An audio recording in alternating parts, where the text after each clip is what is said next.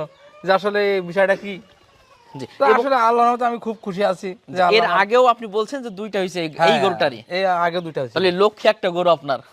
যে আলহামদুলিল্লাহ। আসলে কোথা থেকে সংগ্রহ করছিলেন এই গরুটা? পাশের থেকে, মানে ওই পাড়ার থেকে কিনছি, মানে গ্রাম থেকে কিনা গ্রাম ছিল থেকে আপনার? কিনা এটা। ওই সময় কি বাছুর কিনছিলেন না বড়? না, ওনার বাসায় একটা বাছুর হয়েছিল। ওনার বাসায় একটা বছর হওয়ার পরে আপনার বাসা আসছে। আমার বাসায় একটা বাছুর হয়েছিল। জি, ওই দেখেন সে বাছুর ওই যে দাঁড়ায় আছে। ওইটা এই গরুরই? এই গরুরই। আলহামদুলিল্লাহ, আমরা সাইডে দেখতে পাচ্ছেন যে গরুটা, এটা কিন্তু এরই বাছুর। এরই বাছুর। জি, তারপরে যে দুইটা বাছুর হয়, তা এবার আসলে আল্লাহর রহমত তিনটা বাছুর আল্লাহ দিয়েছে। দেখ আমরা দোয়া করতে সামনে যেন আরো বাড়ে এবং আমরা যেন আপনাদের কাছে আসতে পারি, লোকজন দেখতে পারে যে ইনশাল্লাহ কি হয়। আল্লাহ গরুটা ভালো রাখুন, সুস্থ রাখুন সবাই।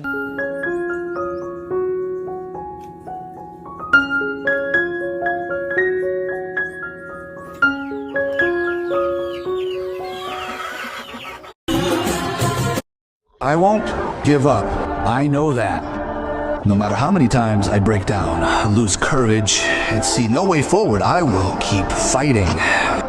Because I know I only have one life, and I can't spend it in regret.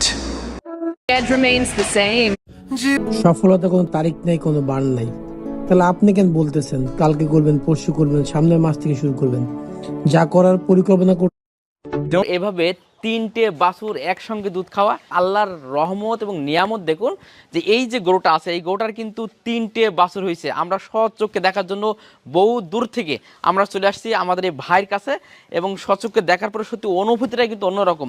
তো ভাই, আপনার অনুভূতিটা একটু বলবেন যে কেমন অনুভূতিটা কেমন, এই যে আপনার বাসায় তিনটে বাছুর একটা